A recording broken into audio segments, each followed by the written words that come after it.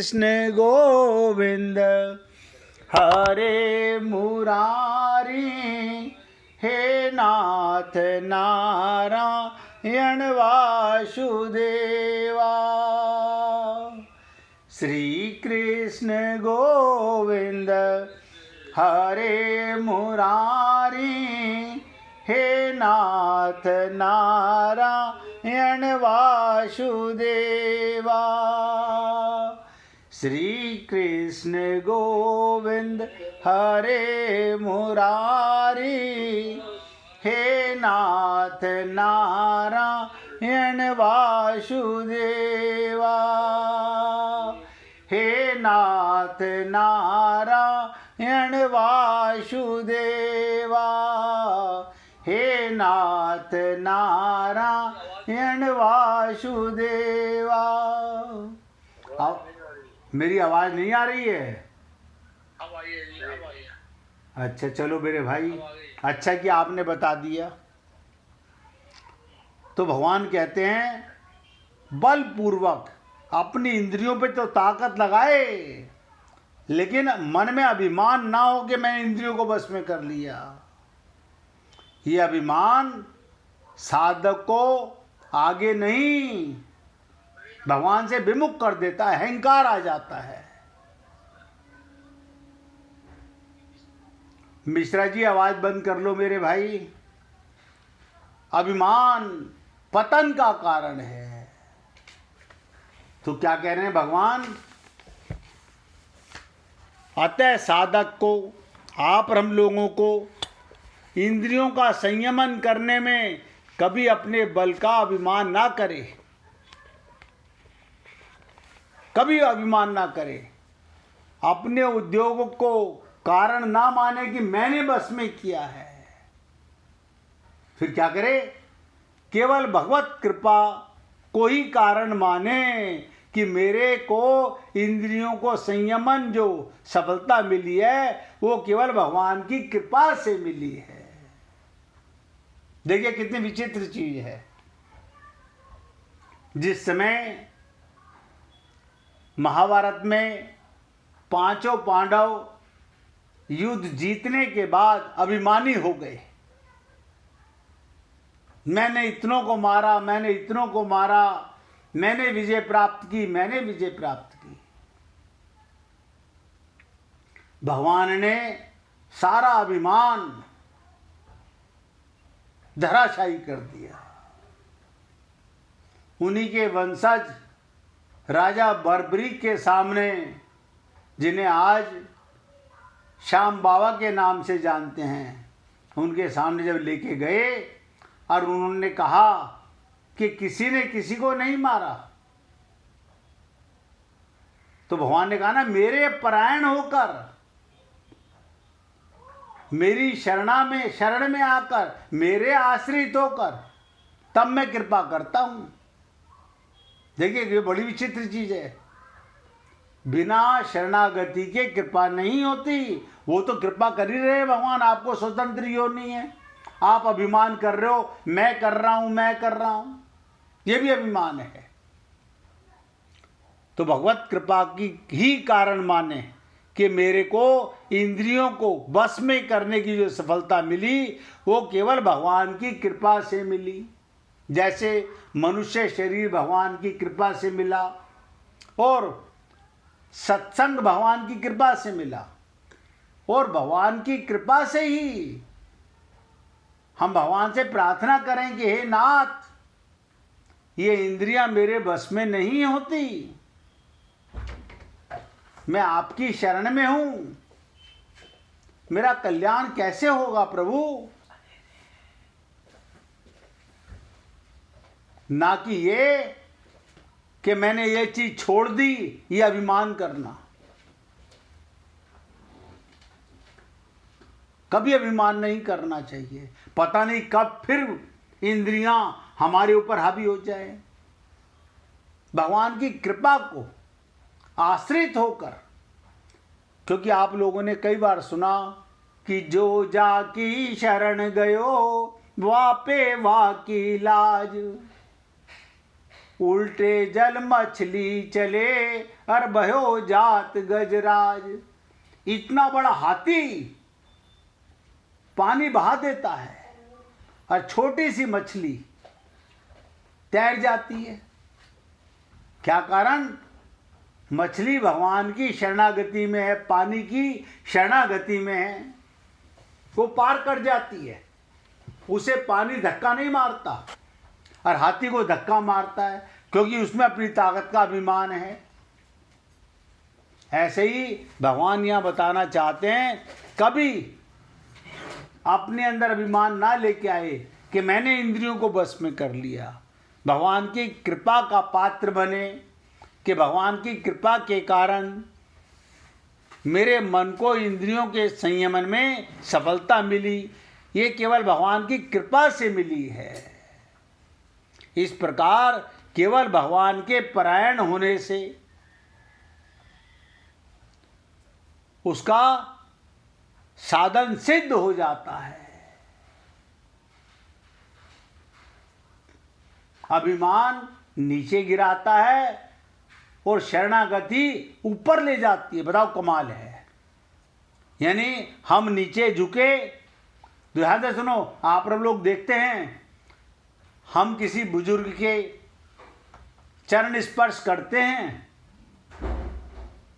तो हमें उठाता है। हम गुरु के चरण नीचे जाते हैं, वो हमें उठाता है। हम भगवान के चरण शरण जाते हैं, वो हमारा उद्धार करते हैं। और जो अभिमान करता है वो धराशायी हो जाता है।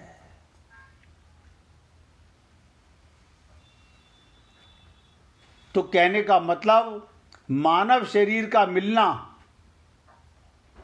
मनुष्य शरीर का मिलना, साधन में रुचि होना, साधना में लगना, साधन का सिद्ध होना, ये सभी भगवान की कृपा पर निर्भर हैं। जैसे आप हम लोग चर्चा करते हैं, आप हम लोग सत्संग में हैं, ये भगवान की कृपा है। बिना भगवान की कृपा के हमें सत्संग नसीब नहीं हो सकता। सभी भगवान की कृपा पर निर्भर है, परंतु अभिमान के कारण मनुष्य का इस तरह ध्यान कम जाता है। कर्म योगी तो कर्म करने की ही प्रधानता रहती है, वो अपना ही पुरुषार्थ मानता रहता है। अतः भगवान विशेष कृपा करके कर्म योगी साधक के लिए भी अपने प्राण होने की बात कह रहे हैं कि कभी भी कर्म करते हुए अभिमान ना करे, मैंने किया मैंने किया। ये योग नहीं है। करते हो तुम कन्हैया, मेरा नाम हो रहा है, ये योग है। मुझ में बल नहीं था, मुझ में शक्ति नहीं थी। कहते ना, सुनेरी मैं तो निर्बल के बलराम। आप निर्बल बनो तो शक्ति भगवान की आती है। हम बलशाली बनते हैं, अभिमान करते हैं, अहंकार करते हैं तो धराशायी हो जाते हैं। तो भगवान की विशेष कृपा करके कर्म योगी साधक के लिए भी अपने प्राण होने की बात भगवान कह रहे हैं यहाँ पर, कि कर्म योग में भी अपने ऊपर अभिमान ना करें, मैंने किया मैंने किया। सब करते हो तुम कन्हैया, केवल मेरा नाम हो रहा, मुझे निमित्त मात्र बना लिया। आपने देखा था रहीम जी जब दान देते थे, आंखें भी नीचे और हाथ भी नीचे। लोग कहते थे क्या करते हो, बड़े बड़े सेठ तो अहंकार करते हैं, पोस्टर छपवाते हैं, बैनर लगवाते हैं, सर उठा करके देते हैं और लेने वाले को झुकाते हैं, आ गया नीचे हाथ कर। लेकिन रहीम जी कहते थे ना, देवनहार कोई और है, तासे नीचे नैन। मैं देने वाला कौन हूं? ये तो परमात्मा की कृपा है, मेरे हाथों से दिलवा रहा है, इसलिए मेरे हाथ भी नीचे और आंखें भी नीचे हैं, कहीं अभिमान ना आ जाए।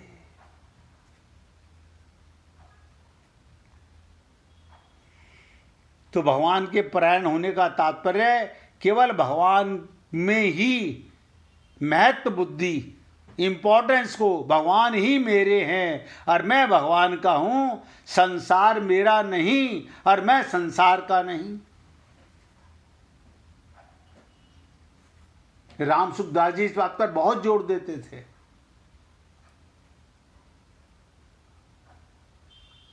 कारण भगवान ही हरदम मेरे साथ रहते हैं, संसार मेरे साथ रहता ही नहीं। इस प्रकार साधक का मैं पना, अभिमान पना, अहंकार पना भगवान में लगा रहे।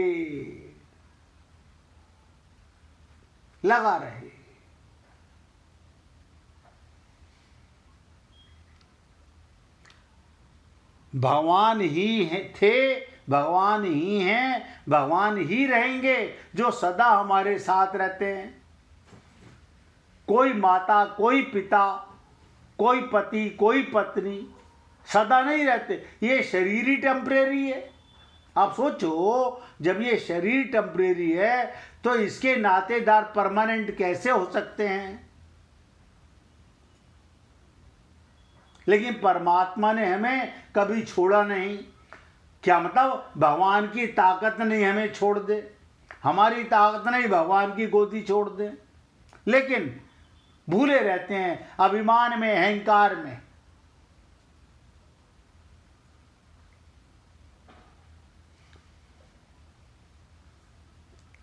तो भगवान कहते हैं इस प्रकार साधक का मैं पना केवल भगवान में लगा रहे।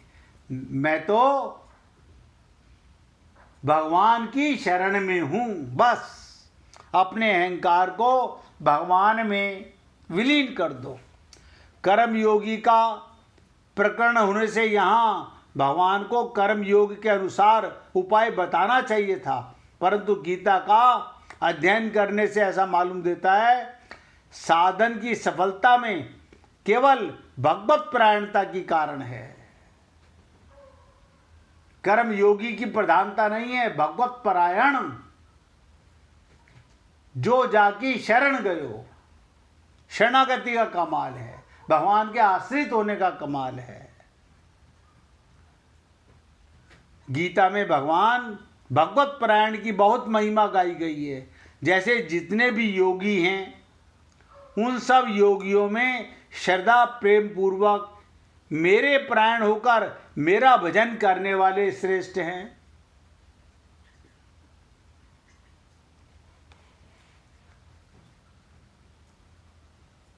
तो भगवान कहना चाहते हैं स्थित प्रज्ञ, स्थिर बुद्धि वाले होने से इंद्रियां बस में हो जाती हैं। जिनकी बुद्धि मेरे परायण हो गई,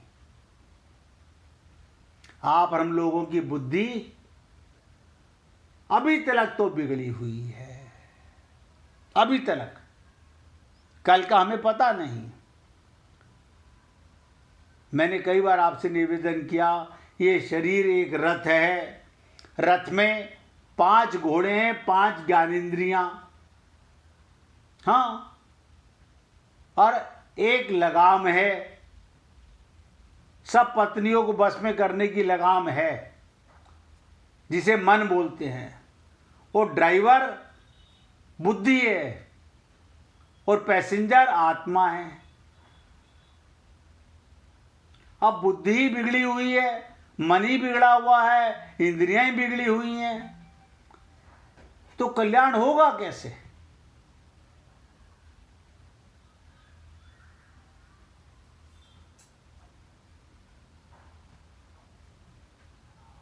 शरीर में रहना पाप नहीं है, इंद्रियों का सेवन करना पाप नहीं है। मन और बुद्धि को अपने गुरु और प्रभु की शरणागति, उनके पारायण होना जरूरी है, तभी हम साधना में आगे बढ़ेंगे। वरना अभिमान आ जाएगा, मुझे ये आता है, मुझे ये आता है, मुझे ये आता है। कुछ नहीं आता। अहंकार नीचे गिराता है, अभिमान धराशायी करता है और परायणता ऊपर उठाती है। अब 5 मिनट बहुत ध्यान से सुनिएगा। इस श्लोक को आज ही समाप्त करते हैं। कल 62वां और 63वां श्लोक एक साथ आएंगे, उसकी चर्चा करेंगे। और जिस किसी भक्त को भजन सुनाना हो वो भी निकाल के रखना भैया।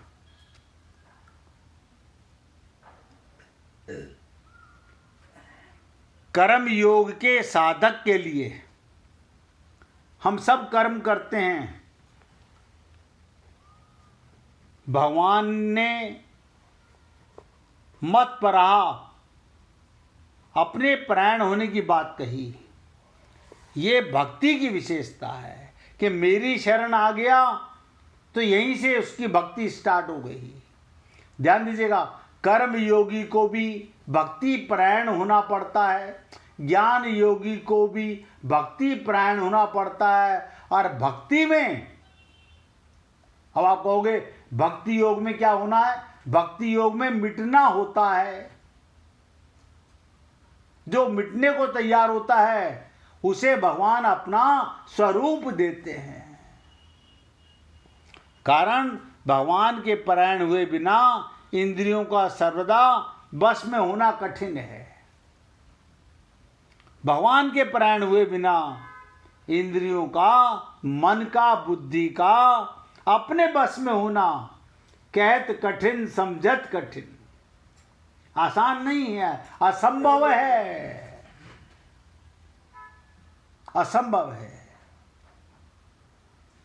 कर्म योग में त्याग है और त्याग से शांति मिलती है, सुख मिलता है, परंतु ये प्राप्ति का सुख नहीं,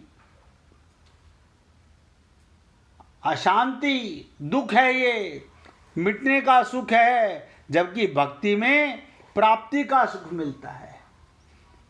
अतः भक्ति का, प्रेम का सुख मिले बिना इंद्रियां सर्वदा बस में नहीं होती।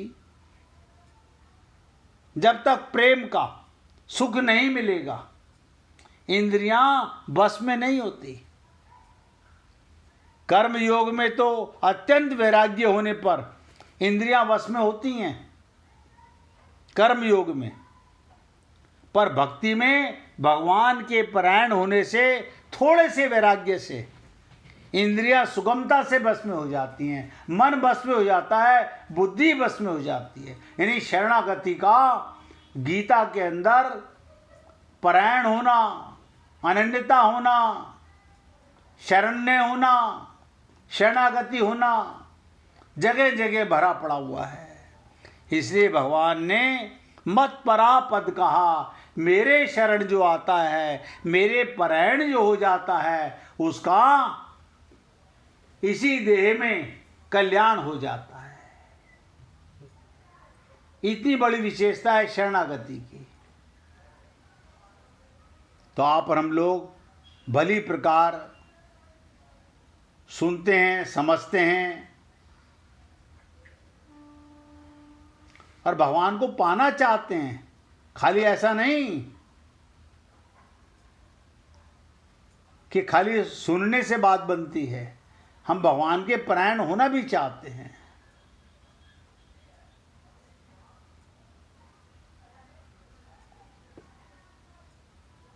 ये बात सुनने में साधारण लग सकती है, बहुत ध्यान से सुनिएगा। ये बात सुनने में साधारण लग सकती है, एक गहरी साधना है।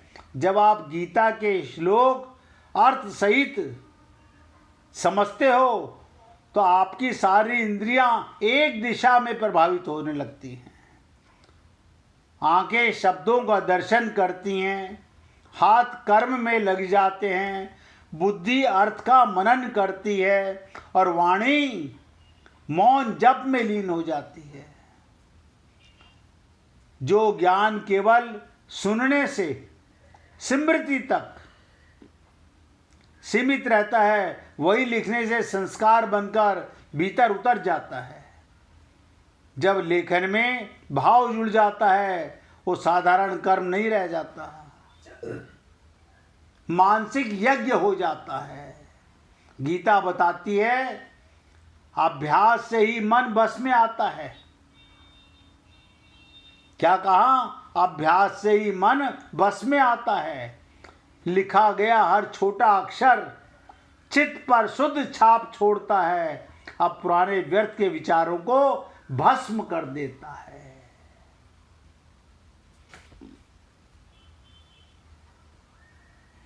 इसलिए पुण्य आत्माओं, आप हम लोग गीता में इस समय इस मार्ग पर किया गया थोड़ा सा भी प्रयास बड़े से बड़े भय से हमारी रक्षा करता है। आज इस श्लोक को यहाँ पर समाप्ति कर रहे हैं। कल आगे के 2 श्लोक एक साथ आएंगे, 62वां और 63वां, उसकी चर्चा करेंगे। निवेदन करना मेरा कार्य है, अच्छा लगे तो जीवन में उतारने का प्रयत्न कीजिएगा। भगवान के परायण होने से सारा मार्ग अपने आप सुगम हो जाता है। कहते ना, जो जाकी शरण गयो वापे वाकी लाज। आप एक बार शरण जाते हैं, भगवान आपकी डोर पकड़ लेते हैं। तो कौन भक्त सुनाना चाह रहा है भजन?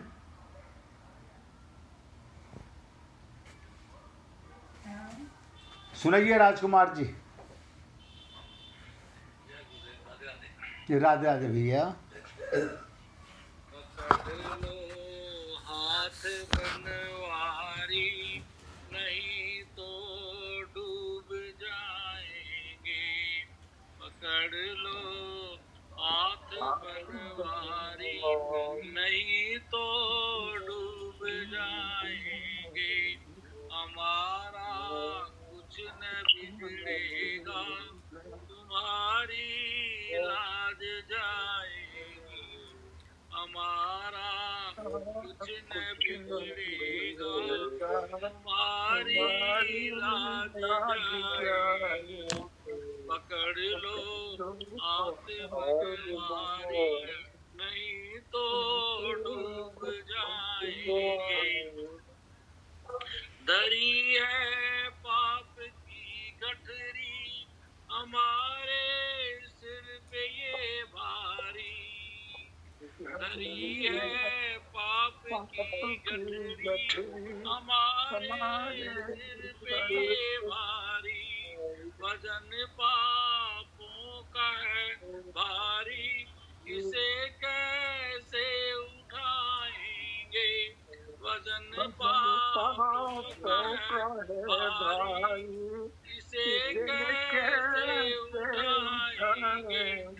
पकड़ लो हाथ बनवारी, नहीं तो डूब जाएंगे। फंसी है भंवर में नैया, फंसी है भंवर में नैया, प्रभु अब डूब जाएगी।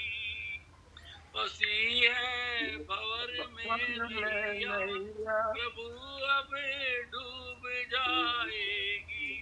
खिवैया आप बन जाओ, तो बेड़ा पार हो जाए। खिवैया आप बन जाओ, तो बेड़ा पार हो जाए। पकड़ लो हाथ बनवारी, नहीं तो डूब जाएंगे। तुम्हारे ही भरोसे पर जमाना छोड़ बैठे हैं, तुम्हारे ही भरोसे पर जमाना छोड़ बैठे हैं। जमाने की तरफ देखो, इसे कैसे निभाएंगे। जय हो। जमाने की तरफ देखो, इसे कैसे निभाएंगे। पकड़ लो हाथ बनवारी, नहीं तो डूब जाएंगे। और दर्द दिल की कहे किससे सहारा न कोई देगा। और दर्द दिल की कहे किससे सहारा न कोई देगा। सुनोगे आप ही मोहन, सुनोगे आप ही मोहन, और किसको सुनाएंगे। पकड़ लो हाथ बनवारी, नहीं तो डूब जाएंगे। हमारा कुछ न बिगड़ेगा, तुम्हारी लाज जाएगी। पकड़ लो हाथ बनवारी, नहीं तो डूब जाएंगे। राधे राधे जी। बोलिए वृंदावन बिहारी लाल की जय। जय जय श्री राधे, जय जय श्री राधे। बोलिए लाल जी का मंगल हो, सभी भक्तों का मंगल हो। सबको राधे राधे भैया, सबको राधे राधे। राधे राधे जी, राधे राधे, सबको राधे राधे भाई। राधे राधे जी, राधे राधे भाई। राधे राधे। सबको राधे राधे जी।